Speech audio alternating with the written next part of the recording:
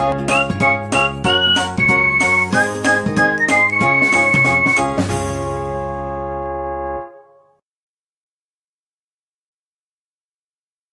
Everyone, welcome to my channel medico prime education.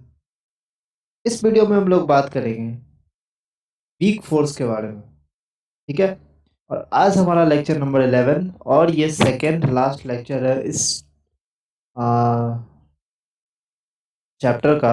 ठीक है, chemical bonding का second last chapter है। इसके बाद हम लोग डिस्कस करेंगे वंडर वॉल फोर्सेस और ये चैप्टर खत्म हो जाएगा। ठीक है, तो चलो स्टार्ट करते हैं वीक फोर्सेस के बारे में। वीक फोर्सेस को दो तरह से डिवाइड करते हैं, एक वंडरवॉल फोर्स और दूसरा हाइड्रोजन बॉन्डिंग।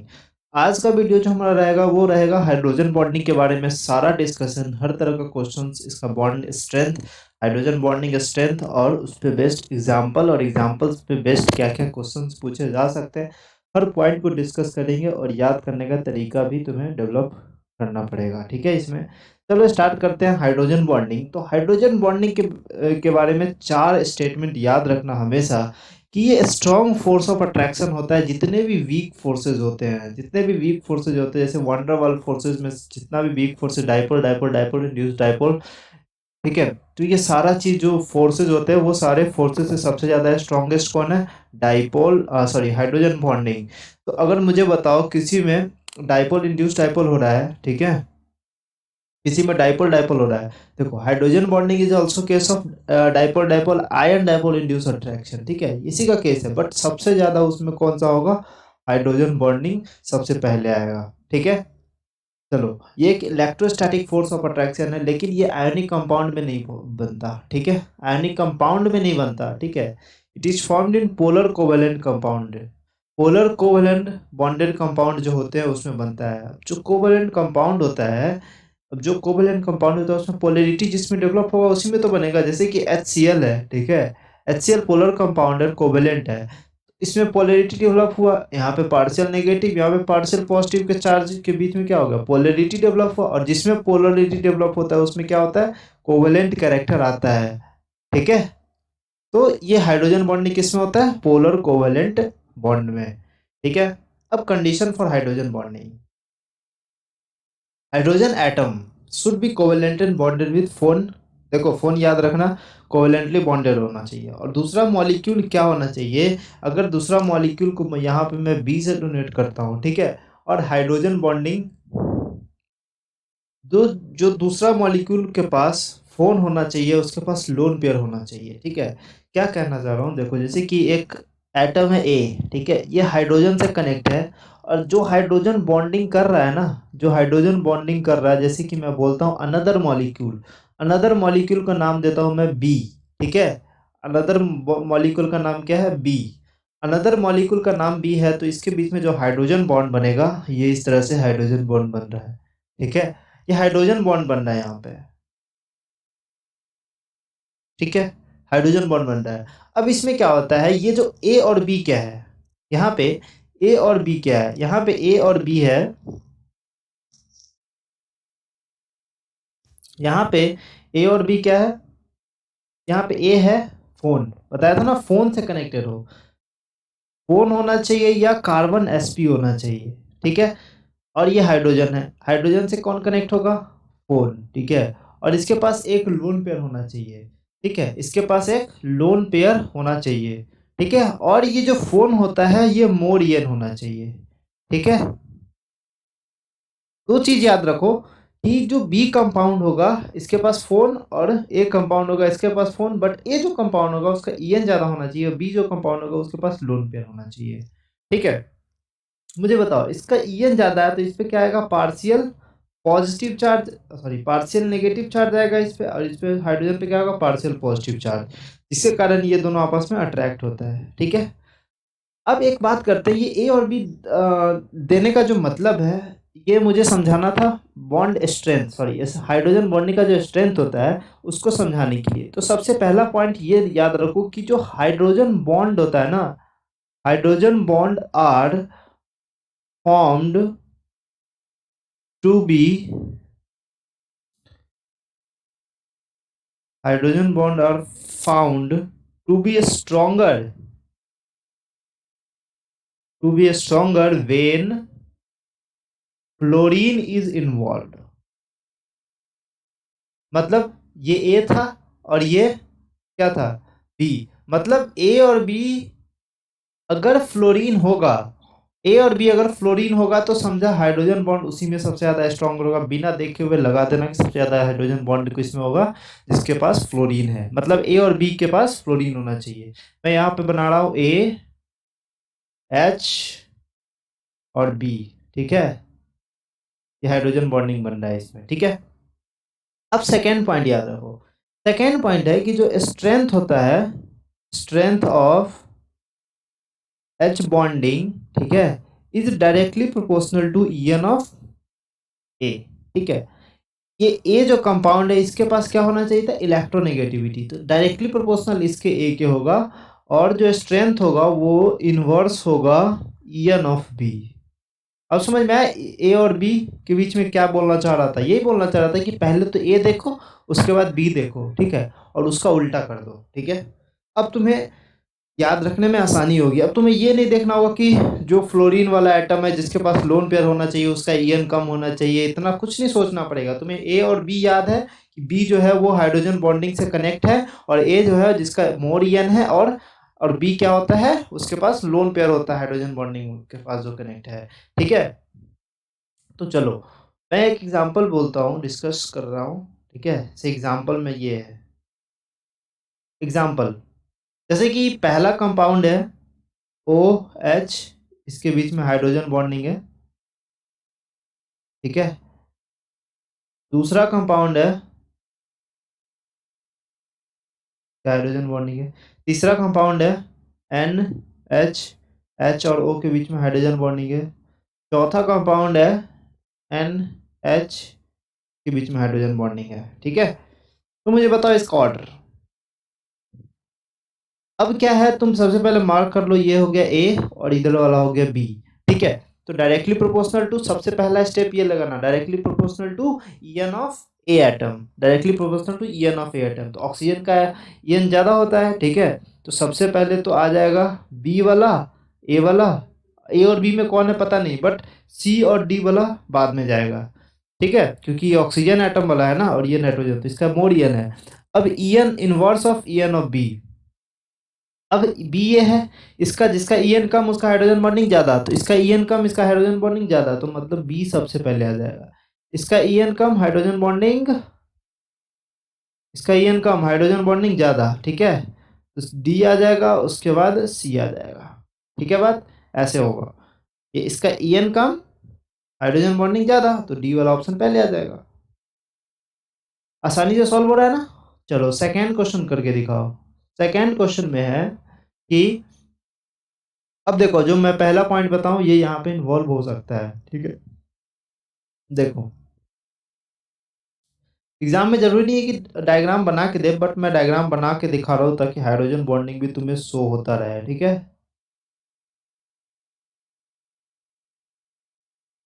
पहला कंपाउंड ये है, ठीक है, अभी मैं मार्किंग कर दूंगा, पहले क्वेश्चन लिख देता हूँ।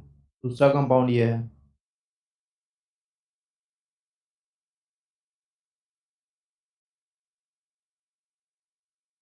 तीसरा कंपाउंड,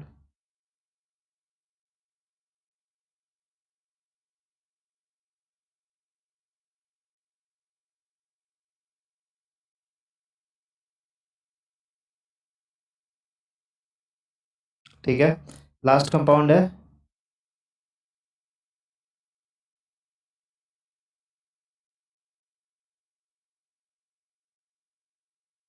ठीक है, ये है। तो ये हो गया फर्स्ट, ये हो गया सेकंड, ये हो गया थर्ड, ये हो गया फोर्थ और ये हो गया फिफ्थ। मुझे बताओ किसमें हाइड्रोजन बॉन्डिंग सबसे ज्यादा हो सकता है। देखो यहाँ पे फ्लोरीन कितना है, देखो यहाँ पे एक फ्लोरीन, दो फ्लोरीन, यहाँ पे एक फ्लोरीन, यहाँ भी एक फ्लोरीन, ठीक है, एक फ्लोरीन है, तो सबसे ज्यादा तो फ्लोरीन वाला ही हो जाएगा अपने पास, ठीक है। अब मुझे कंपेयर करना है, देखो फ्लोरीन वाला तो ज्यादा होगा, ठीक है, फ्लोरीन वाला तो सबसे ज्यादा होगा। अब मुझे बताओ कि अब तुम चलो, अब इसमें फ्लोरीन है, इसमें फ्लोरीन है, अब इसमें हाइड्रोजन है, ठीक है, बट अब चलो कि अब देखते हैं अपना तरीका, ठीक है। अब देखते हैं अपना तरीका। जिससे फ्लोरीन ज़्यादा वो वैसे भी पहले ज़्यादा होगा, ठीक है। अब देखो, अब EN ऑफ ए, सबसे पहले देखो EN ऑफ ए एटम, ठीक है। ए एटम कौन सा होगा भाई? ए एटम होगा हाइड्रोजन, ठीक है। तो इसमें जो होगा, इसमें देखो वाटर और वाटर के बीच में बॉन्ड बन रहा है, ठीक है। तो ये सबसे ज़्यादा होता है, ठीक है। और उसके बाद थर्ड आएगा, क्यों? क्यों थर्ड आएगा? क्योंकि ये HF है, ठीक है, और ये भी HF है। बट इसमें देखो, इसमें पार्शियल पॉजिटिव चार्ज, जैसे कि EN of A atom same होगा इसमें और इसमें। But EN of atom same होगा तो EN ऑफ बी एटम क्या होगा? जो बी हाइड्रोजन बॉन्डिंग से कनेक्ट है, जो हाइड्रोजन बॉन्डिंग से जो कनेक्ट है, इसका EN क्या है? कम है। तो इसका EN क्या है? ज़्यादा, कम है, ठीक है। तो इसका ज़्यादा हो जाएगा थर्ड वाले का। उसके बाद क्या आएगा? वन वाले का। उसके बाद आएगा इसके पास सबसे कम, सबसे ज़्यादा आएगा, सबसे कम आएगा चार वाले का। तो ये ऑर्डर है, ठीक है। चलो, ये एग्जाम्पल हो गया। अब एक और एग्जाम्पल है, तीसरा नंबर एग्जाम्पल। तीसरे में देखो, F H F F H F minus, ठीक है। ये एग्जाम्पल करो, ये बहुत अच्छा एग्जाम्पल है। देखो, सबसे पहले देखो कि EN of A atom, EN of A atom, EN of A atom किसका है? ए एटम दोनों का सेम है। तो EN ऑफ बी एटम, ठीक है। EN of B atom, B atom EN किसका ज्यादा होता है? EN किसका ज्यादा होता है? ए का ज्यादा होगा ना EN, ठीक है। EN ए का ज्यादा होगा, नेगेटिव चार्ज का EN कम होता है, इलेक्ट्रोनेगेटिविटी, ठीक है। तो EN इसका ज़्यादा है, EN इसका ज़्यादा है, मतलब जो साइड वाला जो एटम है, मतलब बी एटम है, इसका EN ज़्यादा है। तो इसका EN ज़्यादा है पहले वाले का, तो इसका हाइड्रोजन बॉन्डिंग कम होगा, ठीक है। तो मतलब बी का हाइड्रोजन बॉन्डिंग कम होगा ए से, ठीक है। ये आंसर है। आई बात समझ में? चलो, अब डिस्कस करते हैं। अब ये चीज़ था, कभी कभी क्वेश्चन आ सकता है हाइड्रोजन बॉन्डिंग के स्ट्रेंथ पे, ठीक है। अब मेन मुद्दा ये है कि हाइड्रोजन बॉन्डिंग का जो एप्लीकेशन वाला पार्ट होता है, वो दो तरह का हाइड्रोजन बॉन्डिंग होता है, intermolecular hydrogen bonding and intramolecular hydrogen bonding. Intermolecular hydrogen bonding formed is between two different या सेम स्पेसीज, मतलब दो स्पेसीज के बीच में हाइड्रोजन बॉन्डिंग होगा तो इंटरमॉलिक्यूलर, और एक ही स्पेसीज के अंदर में हाइड्रोजन बॉन्डिंग होगा तो इंट्रामॉलिक्यूलर, ठीक है। चलो, तो पहला एग्जांपल है हाइड्रोजन बॉन्डिंग इन HF। तो हाइड्रोजन बॉन्डिंग इन HF में क्या होता है? ये जिगजैग टाइप का पैटर्न बनता है और हर HF मॉलिक्यूल दो हाइड्रोजन बॉन्ड बनाता है, ठीक है। जैसे कि ये HF मॉलिक्यूल है, ये HF मॉलिक्यूल है, ये HF मॉलिक्यूल एक इधर हाइड्रोजन बॉन्डिंग बना है इधर, तो दो हाइड्रोजन बॉन्ड बनाता है एक HF मॉलिक्यूल, ठीक है। CH3COH इन वेपर फॉर्म, ये डाइमर का फॉर्मेशन करता है, ठीक है। कैसे? जैसे CH3 है, एक कार्बन है, ये डबल बॉन्ड हो, ठीक है, ये OH। अब इसको हाइड्रोजन बॉन्ड बनाना है तो कौन सा मॉलिक्यूल आएगा? हाइड्रोजन के साथ कौन सा आएगा? ऑक्सीजन वाला, यहाँ पे बन जाएगा, ठीक है। और यहाँ पे आएगा OH वाला, तो ये यहाँ पे बन जाएगा, और यहाँ पे CH3। ये देखो एक डाइमर बना रहा है, ठीक है। ये डाइमर का फॉर्मेशन यहाँ पे कर रहा है। Alcohol in water, alcohol water में सॉल्युबल है, मतलब एल्कोहल जो है वाटर को साथ हाइड्रोजन बॉन्ड बना के सॉल्युबल है because of intermolecular hydrogen bonding. तो क्वेश्चन में भी आस्क असर्शन रीजन में कि alcohol is soluble in water, assertion. And reason में क्या क्या करोगे? Intermolecular H bonding is present अगर लिखा रहेगा तो बोलना assertion and reason is totally correct, okay. तो अगर देखो असर्शन रीजन का एक तरीका बता रहा हूँ, असर्शन दिया होगा, रीजन दिया होगा, तो असर्शन पढ़ लेना, ठीक है। और रीजन पढ़ने के लिए उस सेंटेंस को पूरा कर देना, असर्शन और रीजन को जोड़ देना सेंटेंस को, और उसके बीच में लगा देना बिकॉज, ठीक है। अगर मान लो मुझे बोले कि alcohol is soluble in water because intermolecular bond is present, तो चलो ठीक है, अब बिकॉज लगा के बनाते हैं। तो अगर तुम्हें सही फील हो रहा है कि हाँ ये सही आंसर है, सही लग रहा है ये सेंटेंस, तो तुम मार्क कर सकते हो, ठीक है। KHCO3 ये डाइमर का फॉर्मेशन करता है, ये देखो डाइमर का फॉर्मेशन कर रहा है, ठीक है। Form polymeric chain NaHCO3 form polymeric chain, इसका मैं आगे बताऊंगा। ये एक NO3 minus HCO3 minus HCO3 minus Na को रिमूव करके HCO3 माइनस इसको आगे फॉर्मेशन करता है। ठीक है, इसका मैं एग्जांपल ये दोनों को एक साथ डिस्कस करूंगा कि कौन डायमर बनाता है कौन पॉलीमर। ठीक है, चलो। अब जो बोरिक एसिड है ना, ये सीट लाइक स्ट्रक्चर है, स्लिपरी नेचर का होता है, ये सीट लाइक स्ट्रक्चर बनता है। ये बोरिक एसिड है H3BO3, H3 बोरिक एसिड है। ठीक है, और इसका फॉर्मूला हो सकता है BOHC3, मतलब ये बेस नहीं है, BOHC3 ऐसे लिखते हैं, तो ये बोरिक एसिड है। ठीक है, H3BO3 मतलब BOO के बीच में H, इधर H, इधर H, तो ये इधर हाइड्रोजन बॉन्डिंग बनाएगा, ये ऑक्सीजन इधर। ठीक है, और इधर ये ऑक्सीजन इधर बनाएगा, ये हाइड्रोजन इधर बनाएगा। ठीक है, और ये ऑक्सीजन इधर है, तो ये तरह का पूरा सीट लाइक स्ट्रक्चर बनता है एक। ठीक है, इसीलिए स्लिपरी नेचर, जो स्लिपरी नेचर का होता है, और कैरम में भी इसे यूज करते हैं। ठीक है, आइस, आइस क्या है? आइस में वाटर आपस में आप बहुत सारे वाटर आपस में हाइड्रोजन बॉन्डिंग करके आइस का फॉर्मेशन करते हैं। आइस क्या है? Ice water floats in water. Ice जो है, मतलब etch molecule of water form 4 hydrogen bond, मतलब एक मॉलिक्यूल ऑफ वाटर कितना हाइड्रोजन बॉन्ड बना रहा है? 4। देखो, ये 4 हाइड्रोजन बॉन्ड बना रहा है। ठीक है, मतलब जिसमें 4 नियरेस्ट है और 6 सेकेंड नियरेस्ट एटम है वाटर मॉलिक्यूल से। ये वाटर मॉलिक्यूल है, ये 4 नियरेस्ट है और 6 सेकेंड नियरेस्ट एटम होना चाहिए, मतलब 6 सेकेंड होना चाहिए नियरेस्ट, 1 2, ठीक है, 3 4 5 6। ठीक है, 1 2 3 4 5 6। ठीक है, ये 6 सेकेंड नियरेस्ट एटम होता है। ठीक है, सेकेंड 6 नियरेस्ट एटम होता है, 6 second nearest atom from H2O molecule. आई बात समझ में? जैसे कि एक हो गया, एक ये हो गया, एक ये हो गया, एक ये हो गया, एक ये हो गया, ये नियरेस्ट एटम है। 4 H बॉन्डिंग बनाता है, इसमें 4 H बॉन्ड बनाता है हर मॉलिक्यूल। देखो ये 4 बन रहा है। ठीक है, तो ये चीज़ें तुम यार इसको डिस्कस कर सकते हो अपने आप, बट मुझे बताना इसमें ये है कि जो आइस जो है वो वाटर में फ्लोट करता है, अब जिसका डेंसिटी ज़्यादा होता है। ठीक है, जो आइस जो है वाटर में फ्लोट करता है, जिसका डेंसिटी ज़्यादा हो, स्वाभाविक बात है नीचे चला जाएगा। तो वाटर का डेंसिटी ज़्यादा होता है आइस के डेंसिटी से। ठीक है, air molecules is trapped in the lattice of size. इसमें क्या होता है? एयर मॉलिक्यूल्स से भरा हुआ होता है। इस लैटिस का जो फॉर्मेशन हो रहा है, इसमें एयर मॉलिक्यूल्स भरा होता है। और ओपन केज लाइक इसका स्ट्रक्चर होता है। वॉल्यूम ऑफ आइस का वॉल्यूम ज़्यादा होता है, याद रखो, डेंसिटी कम, आइस का वॉल्यूम ज़्यादा होता है। ठीक है, इसका जो वॉल्यूम है वो ज़्यादा होता है वाटर से, और डेंसिटी कम होता है, तो volume is inverse proportional to density.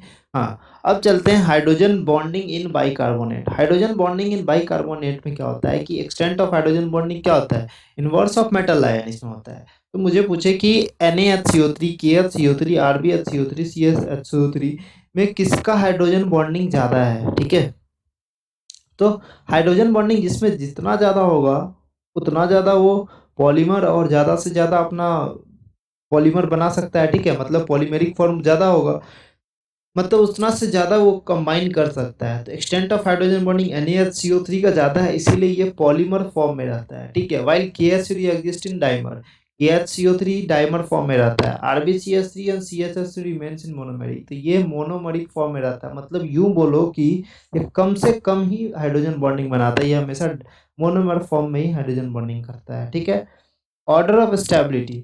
अब स्टेबिलिटी का ऑर्डर क्या होगा? NaHCO3, KHCO3, RbHCO3, CHO3।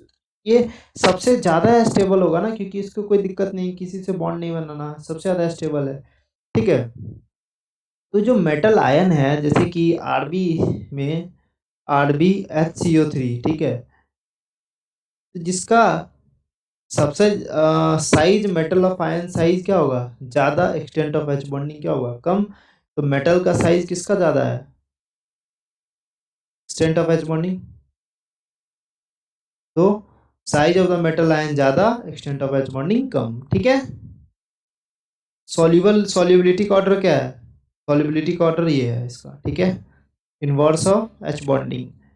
Hi-fi metal carbonate solid नहीं होते, ठीक है? Lo fi metal carbonate solid state में एग्जिस्ट करते हैं। तो क्वेश्चन आ सकता है which of the following way may be exist in solid. तो उस समय याद नहीं चलता, पता नहीं चलता कि कब क्या कौन सा तरीका देखो। तो अभी देख लो कि जो मेटल कार्बोनेट के बारे में पूछे तो समझ जाना हाइड्रोजन बॉन्डिंग टॉपिक से रिलेटेड है और इस तरह से सॉल्व करते हैं। अमोनिया, अमोनिया जो है वो लीनियर फॉर्म में रहता है, ठीक है? Etch ammonia molecules forms 2 hydrogen bond, 2 hydrogen bond बनता है, ठीक है? एक अमोनिया, इधर हाइड्रोजन बॉन्ड, एक हाइड्रोजन बॉन्ड, ठीक है? तो ये लीनियर फॉर्म में बनता है। अब चलते हैं इंट्रामॉलिक्यूलर हाइड्रोजन बॉन्डिंग। ये इंट्रामॉलिक्यूलर हाइड्रोजन बॉन्डिंग जो बोला कि एक ही मॉलिक्यूल होगा, ठीक है? जैसे कि ये मॉलिक्यूल है, ठीक है? ऑर्थोनाइट्रोफिनॉल इसका नाम होता है। ऑर्थोनाइट्रोफिनॉल में ऑर्थो पे नाइट्रो ग्रुप लगा होता है, ये नाइट्रो ग्रुप है। अगर तुम्हें डिटेल में ऑर्गेनिक केमिस्ट्री पढ़ना है और समझना है और तरीके से याद रखना है तो तुम मेरे प्लेलिस्ट पे जा सकते हो, और ऑर्गेनिक केमिस्ट्री का डिटेल्ड लेक्चर अपलोड है, तो तुम उससे जाके देख सकते हो और रियली तुम्हें पूरे ऑर्गेनिक केमिस्ट्री याद हो जाएगा, ठीक है? अगर सारे के सारे लेक्चर देखते हो तो। ठीक है, अब देखो यहाँ पे क्या होता है, ऑक्सीजन और ऑक्सीजन के पास लोन पेयर है, हाइड्रोजन के पास वैकेंट ऑर्बिटल होता है। मतलब हाइड्रोजन फोन फोन है, इसमें वो ऑक्सीजन है और यहाँ पे ये हाइड्रोजन बॉन्डिंग कर रहा है। अब ये जो रिंग बन रहा है ना, इसको बोलते हैं चिलेट रिंग, ठीक है? तो इसमें जो रिंग का फॉर्मेशन होता है हाइड्रोजन बॉन्डिंग में, जब with in intramolecular hydrogen bonding करते हैं तो विद इन द मॉलिक्यूल्स होता है ऑर्गेनिक कंपाउंड, जो एरोमेटिक होता है ये एरोमेटिक कंपाउंड है, ठीक है? ऑर्थो इंटरमॉलिक्यूलर एच बॉन्डिंग होता है। Para Meta intermolecular hydrogen bonding करता है। देखो ये फिनॉल है, ठीक है?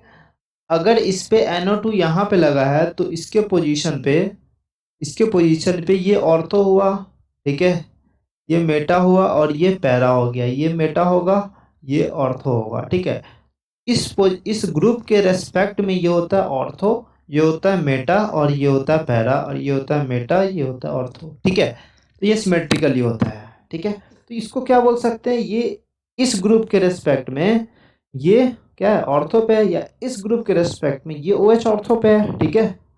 तो हमें बोल रहा है कि ऑर्थोनाइट्रोफिनॉल है, मतलब नाइट्रो जो है वो ऑर्थो ग्रुप पे है, फिनॉल एक कंपाउंड है। देखो जैसे कि ये फिनॉल हो गया, ये कंपाउंड को बोलते हैं फिनॉल।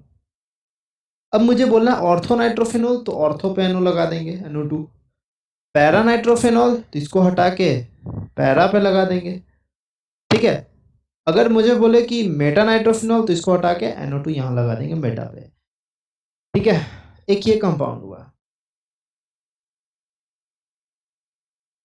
एक ये कंपाउंड है, इसको बोलते हैं पैरानाइट्रोफिनॉल। तो जो पैरानाइट्रोफिनॉल है और ऑर्थोनाइट्रोफिनॉल है, ये इंटरमॉलिक्यूलर करता है, ना कि इंट्रा। मतलब एक कंपाउंड के बीच में इसका हाइड्रोजन बॉन्डिंग नहीं हो सकता, ठीक है? ये अपोजिट साइड में रहते हैं तो इसके बीच में हाइड्रोजन बॉन्डिंग नहीं होता। ऑर्थो वाले के बीच में इंट्रामॉलिक्यूलर हाइड्रोजन बॉन्डिंग होता है, और रिमेनिंग जो पैरा और मेटा वाला होता है उसके बीच में इंटरमॉलिक्यूलर हाइड्रोजन बॉन्डिंग होता है। आई बात समझ में? चलो, बॉइलिंग पॉइंट किसका ज़्यादा, बॉइलिंग पॉइंट होता है इंटर वाले का ज़्यादा होता है इंट्रा से, और सॉल्युबिलिटी इंटर का ज़्यादा होता है इंट्रा से, ठीक है? जैसे कि एग्जांपल है ऑर्थो सैलिसिलिक एसिड। ऑर्थो पे सैलिसिलिक एसिड मतलब ऑर्थो पे एसिड वाला ग्रुप लगा हुआ है, तो ऑर्थोसैलिक ये इस नाम है इसका, ठीक है? ऑर्थोसैलिसल्डिहाइड, ऑर्थोसैलिसल्डिहाइड में इसमें भी चिलेशन हो रहा है। जहाँ भी चिलेट रिंग बन रहा है, 4 कार्बन का रिंग बन रहा है या 5 कार्बन का, तो समझ जाना वहाँ पे चिलेशन हो रहा है, चिलेट रिंग बन रहा है, ठीक है? ऑर्थो फ्लोरोफिनॉल, ये हो गया फिनॉल स्ट्रक्चर हो गया ये सारा। उसके बीच में ऑर्थो पे क्या लगा है, फ्लोरोफिनॉल, ये इस तरह से है।